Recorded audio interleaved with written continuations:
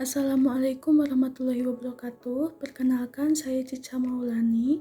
Di sini saya akan mereview sebuah buku yang berjudul Psikologi Profetik. Nah, buku ini ditulis oleh Bapak Agus Hermawan pada tahun 2023 dan diterbitkan oleh penerbit Yayasan Haji Kartini. Nah, untuk tebal halamannya yaitu berisikan 64 halaman. Baik, untuk bab 1 yaitu membahas mengenai konsep manusia dalam perspektif profetik. Nah, di sini manusia menurut pandangan Islam, jadi Islam memandang manusia sebagai makhluk yang unik yang memiliki relasi dengan Tuhan dan juga sesama makhluk. Di sini pada bab ini dijelaskan terdapat 4 jenis hubungan manusia. Yang pertama yaitu hubungan dengan diri sendiri, yaitu kesadaran beramal baik dan menahan nafsu buruk. Dan yang kedua yaitu hubungan antar manusia, yaitu membangun silaturahmi. Kemudian yang ketiga yaitu hubungan dengan alam, yaitu upaya pelestarian dan pemanfaatan alam. Kemudian yang terakhir yaitu hubungan dengan Tuhan, yaitu kewajiban ibadah dan kemungkinan ingkar. Nah, kemudian dalam Islam, manusia bukan pusat segalanya, melainkan Allah Subhanahu wa Ta'ala yang menjadi pusat. Kemudian manusia menurut pandangan psikologi, yaitu psikologi sendiri melihat manusia dari segi perilaku yang ditentukan oleh kondisi fisik, kualitas kejiwaan, dan juga lingkungan. Dalam pandangan ini, manusia diposisikan sebagai pusat pengalaman dengan penekanan pada akal dan juga kebebasan. Kemudian, pada bab ini juga dijelaskan mengenai persamaan dan juga perbedaan manusia dengan makhluk lain. Di sini manusia memiliki kesamaan dengan makhluk hidup lain seperti hasrat dan juga tujuan. Namun, perbedaan terletak pada ciri khas, yaitu manusia diciptakan dalam bentuk yang sebaik-baiknya.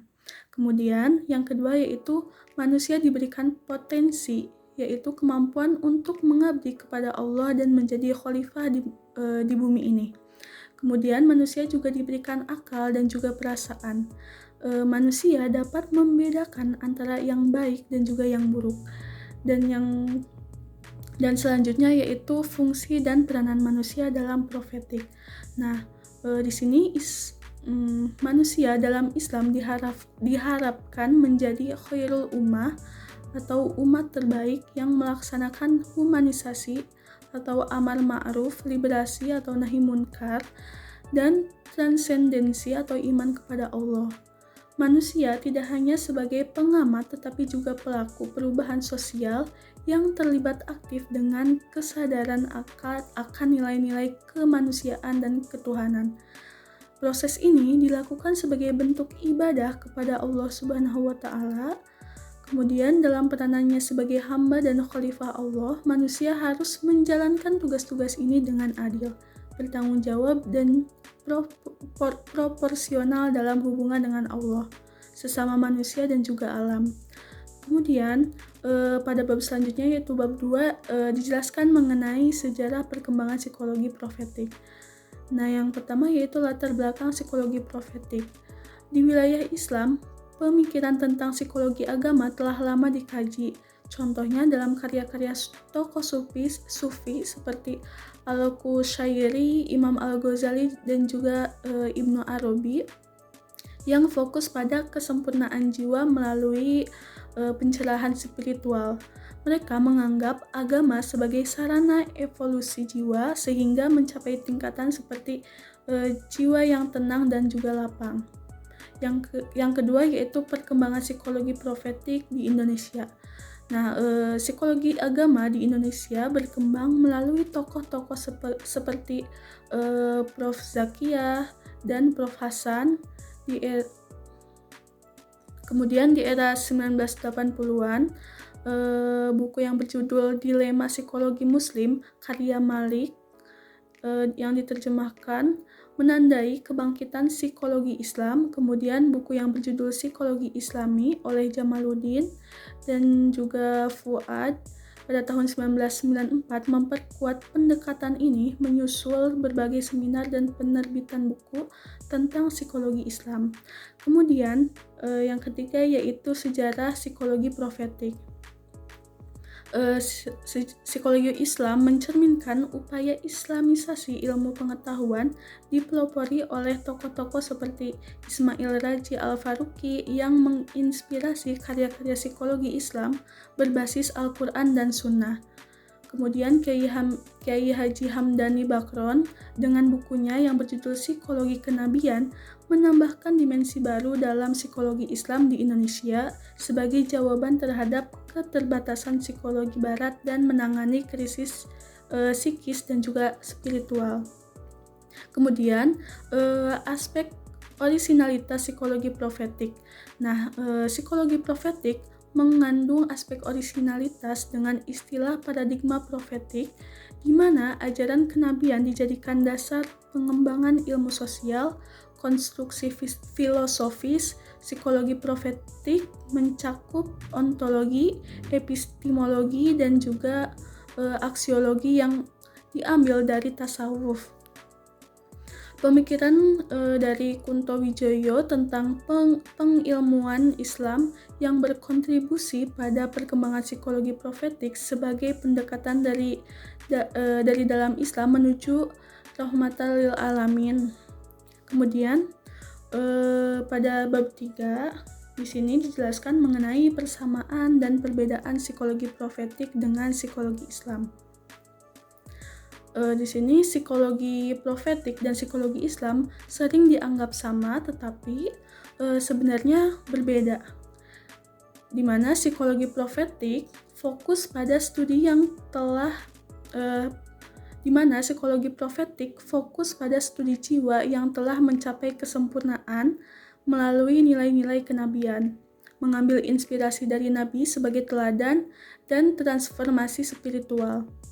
Sedangkan psikologi Islam mempelajari perilaku manusia berdasarkan ajaran Islam, yaitu Al-Quran dan Hadis, berfungsi sebagai panduan perilaku manusia dalam hubungan dengan Tuhan, alam, dan sesama.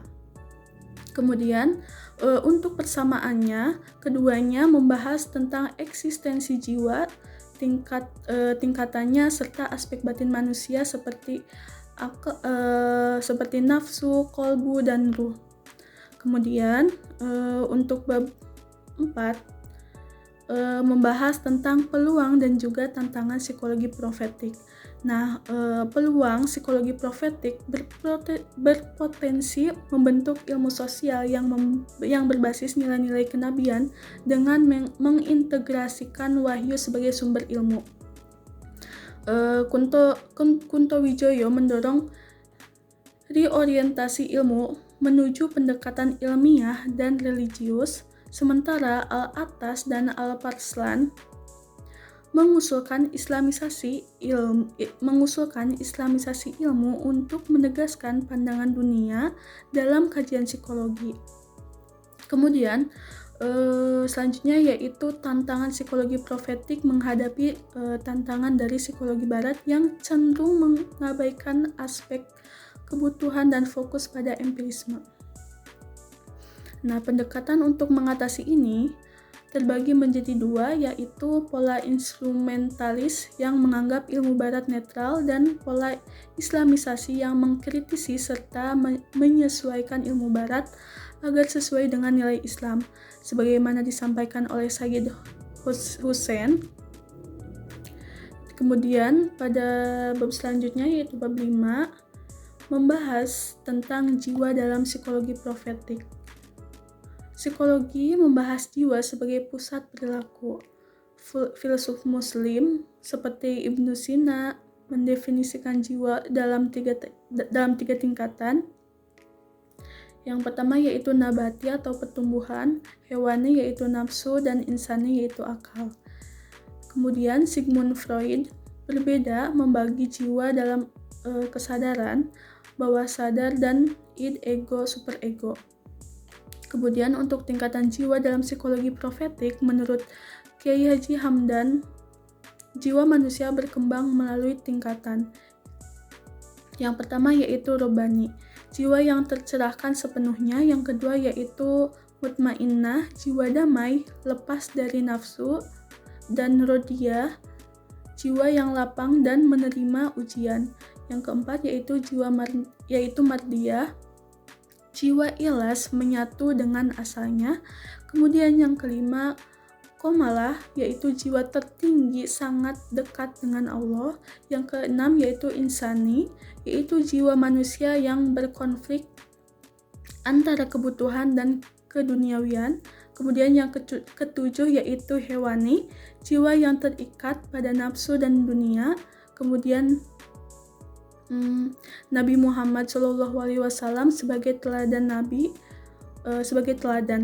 Nah, Nabi Muhammad SAW adalah teladan kesempurnaan jiwa dalam perilaku, akhlak, dan ketaatan yang jika diikuti membantu membersihkan jiwa manusia dari sifat-sifat negatif. Baik, untuk selanjutnya yaitu bab 6.